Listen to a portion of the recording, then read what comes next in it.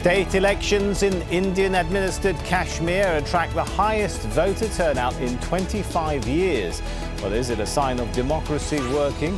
What's in store for Kashmir under Indian Prime Minister Narendra Modi?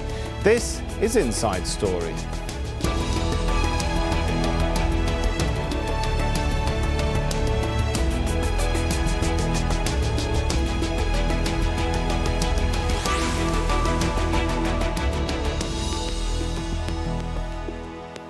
Hello and welcome to the show. I'm Sami Zaidan. Well, after years of war and bloodshed, people in Indian-administered Kashmir usually don't take too much interest in elections. They're viewed for the most part as either illegitimate or futile, and boycotts and low voter turnout have been common. That is until now. You see, the region has just held its assembly elections, and they've been marked by the highest voter turnout in decades. For some observers, that's a sign people in Kashmir are more willing to take part in the political process.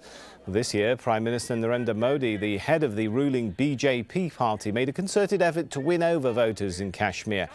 And while the BJP will likely fail to form the next local government in Kashmir, the elections are still a political milestone for Kashmir.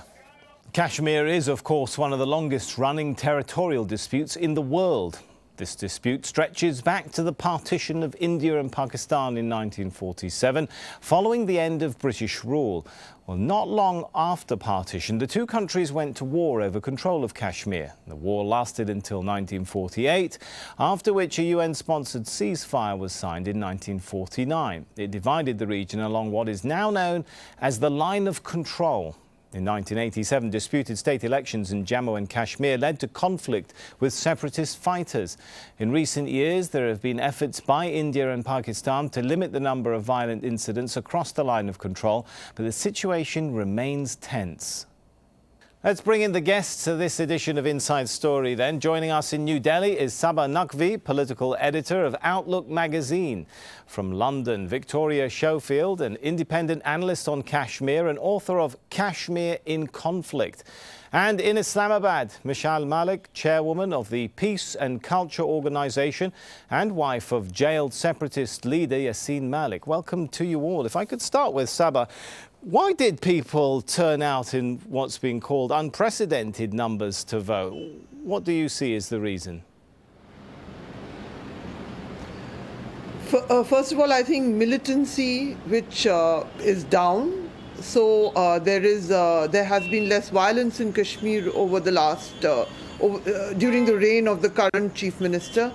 Secondly, I would say we have to view elections in Kashmir as people also want normal things in life. And this is not about asserting their faith in India, but about when I travel just now, as I have during all the Kashmir elections, then people say elections is about democracy, about changing the local government, and so they are involved. Now, your other guest from Islamabad is the wife of a leader who is a separatist, who does not believe in participating in democracy.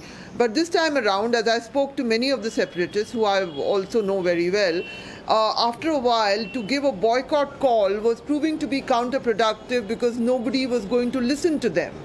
So in many places, it was actually withdrawn. And there was also the chance of the BJP, led by Mr. Narendra Modi, taking advantage of a boycott call by, when normal voters do not vote, then the postal ballots, it's a slightly complex situation which I don't want to picture, no doubt. It's a complex indeed. Situation, but I'll say two things.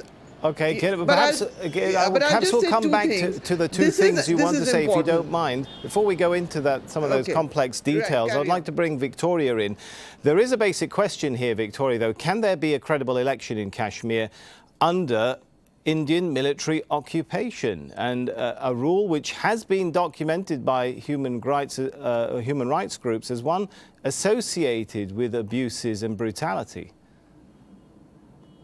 Well, this is always a difficult question. And I think what you've got to realize and put in context is that elections have been held. This is not, as it were, the first election. It's being billed as an unprecedented election because in the fifth round there was a 76% estimated turnout.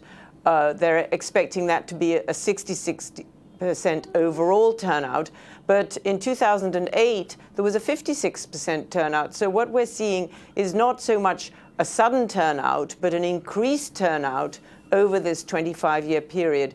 And I think what that really indicates is that in addition to having political grievances, the inhabitants of the state of Jammu and Kashmir want to have a degree of normalcy. They want to get on with their lives. If you see the demands for some of the voters is very much focused on employment, development. They want to see what the next government, which is probably going to be formed by the PDP, the People's Democratic Party, is going to bring compared with the previous government, the J&K National Conference government. So people are looking also at their livelihood along with their political rights. And I think this is what we're seeing from the high voter turnout in the elections. All right, Mishal, what do you make of the suggestion that perhaps Kashmiris are not listening to the voice of those who call for boycotts, the voice of groups advocating independence, and Kashmiris are showing in this vote that they do want to be part of the political process because they care about, you know, the basic questions of life, as some of our other guests have been pointing out? No, I totally reject this, and I believe that this is just one side of the story. There has been, if they claim that there has been a voter turnout, the first-hand information that I'm getting from my relatives in Indian-occupied Kashmir is that a lot of women are being forced to come out by the forces, and they're being told that they will harass their children, they will kidnap them, abduct them if they do not come out and vote. And a lot of pictures are being rotated in the media these days that there are a lot of women outside, and it's a huge victory for India. And this Indian campaign that is going on over there, and replicating it or substituting it to the right of self-determination is a completely false dream and living in a fool's paradise for India right now. But more people have come out to vote, haven't they? Sorry. More people have come out. Why? But I'm telling you the information that I'm giving you is that a lot of people are being harassed to come out, and exaggerated percentages are coming out. There is hardly any accountability. And that lady who is just Miss Summer, I am forgetting her name, she just said that, you know, the boycott people do not believe in democracy. Then I think she is forgotten the Indian Constitution under that, and according to the international laws, boycott is also a democratic process, and you should, if you have a right to vote, you also have a right not to vote. And right now, my husband and the other freedom fighters over there, they're arrested. They're not being given the opportunity to advocate their case. And there are a vast majority of people over there who are boycotting. And and the ones who are boycotting, thousands and thousands of them are being arrested and being tortured. And a lot of youth over there that I know personally, their legs and their arms are fractured. They're being sent to these torture cells right now. And my husband was not given any medical care. He was thrown in this Islamabad jail with -15 degrees centigrade, and his kidneys are not working properly. And the doctors have diagnosed, no, this is a very serious matter. It's about life and death for him right now, and he's gone on a hunger strike against all these atrocities, not being given a voice to speak out the truth and demand the right to self-determination, demand for referendum if they think they're that confident in winning the aspirations and the, of Kashmiri people. Okay, all right. Let me go back to Saba. When you look at some of the reports by human rights groups such as Human Rights Watch, you do find they have documented election-related abuses by all sides in the conflict, but including the Indian government, which is accused of backing so-called renegade militias, which intimidate voters, to, of course, the activities of anti-India groups, which have targeted campaigns. So the idea of perhaps you were talking about a democracy. It's kind of falls short, does it not, of the standards, the normal standards of a democracy, doesn't it? So let me be clear here that I'm not getting into an argument with that lady, and I'm not at all speaking for the Indian state. My journalism is always critiquing them. So having covered elections, one thing that we must understand about Jammu and Kashmir, that Pakistan has a stake there, India has a stake there, and there are agencies which are active. Some of the separatists are funded by Indian agencies, some are funded by Pakistani agencies. Let's be clear about that. So you have a very, very muddied ground on which elections take place. But we can keep repeating the rhetoric. There are going to be 2-3 things. Let's think about what is good for the people in Kashmir. I'm not advocating Indian rule. I would say let there be a referendum and let there be, let people, but realizing the reality which people have done, that there will be no referendum. This is it. This is what you're going to get. And the Pakistan lot in Kashmir have lost a lot of legitimacy because Pakistan is hardly surviving as a nation itself. It's completely, you're seeing what is coming out of there. What legitimacy can the Pakistan constituency have there? They may still have it. There are people who are committed to the idea of being part of an Islamic state. But the practical reality of life is even the moth-eaten democracy that India is going to give them, is going to be better than just being sort of part of those years of militancy, years of boycott. That is what people feel right now. And since I was there, and the lady may not know it because she may not have followed stories within India, but there have been so many Indian journalists who have gone there, and I was myself shocked to see women coming out aggressively. I was not prepared for this. And the interesting part is, it's in the towns of Srinagar and Sopore that you find the sort of anti-election rhetoric. The minute you step into the countryside, after all, people in whatever restrictions they have, they want to live as normally as they can. Okay. Kashmir is an abnormal place. There is so much but people do want that, and that was reflected in this election. All right, Victoria, Sabah mentioned Very an much interesting point there, and I guess it begs the question when talking about the referendum. Can elections, can they ever become an alternative to the demand for a referendum backed by those UN resolutions? I don't think that the elections can become an alternative, and I think what you're looking at, and it's been expressed really by both other guests on your program, is that there is an acknowledgement that there is still a feeling of alienation among a section of the inhabitants of Jammu and Kashmir. And until that feeling of alienation, and whether you call it the demand for a referendum, the demand for self-determination, until that's addressed, you're not really going to have a political resolution of what we know as the Jammu and Kashmir issue, and which that, of course, includes also the Pakistani-administered section of the state. And that's why I think really what we're looking for is a continuation of dialogue between India and Pakistan, including representatives from the state. And until that happens, you will have sort of interim measures and steps along the path of normalization, but you won't have full normalization. All right, Mishan, when the media talk about voter turnout, are we forgetting part of the story too, which is what number or what percentage of Kashmiris have not registered to vote in principle? The different modes of turnout across the different 3 regions of Kashmir, the different sentiment and motives. Are these some of the details that are getting lost in translation, so to speak? The voter turnout, the figures can vary from the Indian perspective and from the Pakistani perspective, but on ground, as you all know, this is the worst form of slavery. I think we go back to Stone Age when we moved from Delhi and we reached Srinagar airport, and the number of forces that we have, more than 800,000 Indian troops are over there. And these elections, basically, even when they have happened in the past, what do these assemblies do? How do they function? They basically legitimize all draconian laws in Indian-occupied Kashmir, like Armed Forces Act, give complete immunity to the forces to kill, to abduct, to rape, and complete immunity, and they cannot be challenged. There are so many other, like Pota, Tada laws. I mean, where do you find such things happening in a democracy? If they claim this is a democracy, it is one of the saddest and the most shocking thing that you see these people coming out like cattle, and they are like slaves right now. We are back in Stone Age, and they are under the gun. And is this a way, if they are that secure and that confident that the people of Kashmir have acknowledged and think that only elections is the way forward, then why don't they remove their forces?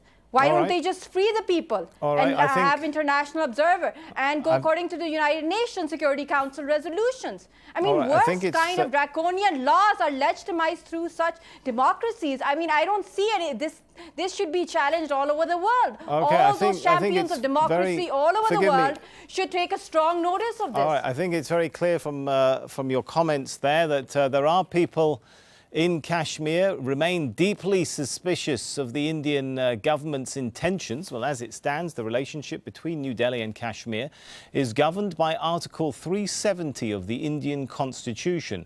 Well, that gives the state of Jammu and Kashmir a special autonomous status, which means the Kashmiri state government has the power to pass its own laws. Well, Article 370 has been a source of contention for years, though, and successive Indian governments have tried to bring Kashmir back under central government control. Let's go back to Saba if we could. What does Narendra Modi want from Kashmir? He's been very active in this election, some may say even unusually active for an Indian Prime Minister, and he did you know, there was the BJP goal of Mission 44 plus, the sort of idea that the BJP, the ruling nationalist Hindu party, could take over control of the local assembly in Kashmir. But what is the plan here, do you think? I don't think they've worked it out. First of all, we've been talking about the valley. When we talk about Jammu and Kashmir, there is a part of it which has a non-Muslim population, which is Jammu. And certainly the right-wing nationalist party led by Narendra Modi has a plan, and it will grow in the region of Jammu. And so, therefore, the question now, Article 370 to remove, which gives Kashmir special status, whereas Indians can't go and settle there, and there are different Article 370 can only be revoked by the constitution of the by Jammu and Kashmir itself, the assembly also voting for it. But you know, nobody. I've been talking to people both from across, even within Kashmir, and when I returned to Delhi, nobody really is serious about that right now. There is a lot of rhetoric involving Kashmir. Now, the danger with a politician so if it's not like serious, Narendra Saba, Modi why is that Narendra Modi's party touting the 44 plus and the idea of scrapping 370, the special status for Kashmir, if it's, as you say, it's not serious? When they got into the campaign, you know, the reality is they didn't actually talk about 370. They spoke about it in New Delhi before the campaign began. When the campaign in Jammu and Kashmir actually started to take place, the BJP did not actually talk about 370 because it's really complicated right now. There are those who'd argue that's only because they wanted to reach out to Muslim voters rather than you know, harp on about. It's it's not that. Their strategy, the BJP strategy across India and in the region of Jammu, is to unite Hindus and to keep Muslims divided. Let's be very clear about it. And today, if the high voter turnout and whatever translates, and if there is a verdict where there is a government which is not led by people from the valley, then certainly you're going to have the valley blow up again. We have relative calm there right now. Mm-hmm. It is a difficult, it is a conflict zone. It is a difficult space. And the reality is that India is not going to remove its troops, which are not only for the valley, it's also the border with Pakistan. There have been so many wars in that region. Let's not talk about emotion and rhetoric. I'm talking about the reality. This is what you have. What is the best possible thing right now is that people do vote, and that an election led by leaders from the Kashmir Valley lead the next government. All right, because if supposing Mr. Modi's party does well enough in a region and then gets to lead a state which has strong history, a presence of Muslims, there will be a lot of trouble in Kashmir. Then Kashmir will again, there will be reason for all the militants and the separatists, all of this to come over ground again. Up here once again. Let's bring in Victoria. So listening to what Saba's saying, do you have any hopes of any move towards sort of demilitarization of Indian-controlled Kashmir, any move towards establishing a more sort of normal law and order situation, accountability, the lifting of the Armed Forces Special Powers Act that, you know, is at the core of so many complaints for immunity for abuse?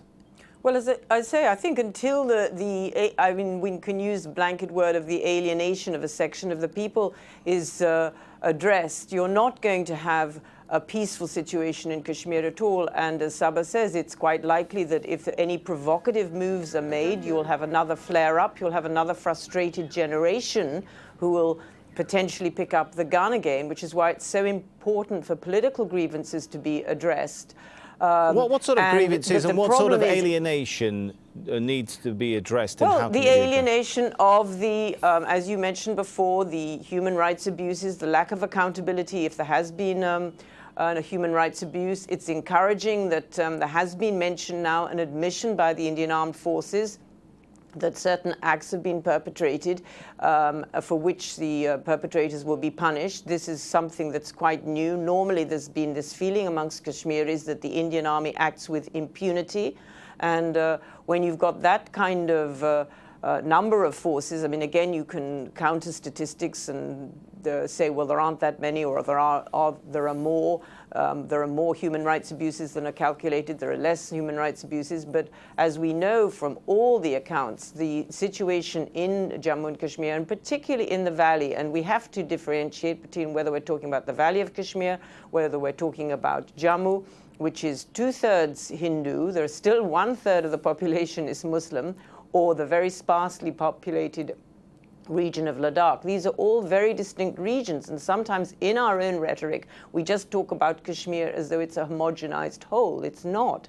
But as I say, until these, you can feel you've got a situation of normalcy, you won't see the Indian Armed Forces reduced, and therefore you won't see the potential for human rights abuses to be reduced. And that's why it's really a chicken and egg situation. And right. I think those of us who've been watching Kashmir for a long time really want for this better life for the inhabitants, rather than the Kashmir right. issue being used as a political football between governments. All right, we've just got a few minutes left, so I want to give Michal a chance to get in here. Do you see any sign of a move towards accountability, an improvement in the human rights situation, by looking at some of the recent incidents, which I think Victoria was hinting at, the Machil incident, the verdict or the conviction which was made public in the middle of November the 12th, when the army court-martialed 5 of its own soldiers, admitting they were involved in extrajudicial executions of 3 Kashmiris. Do you see that as a sign that the country is moving, or that the Indian administration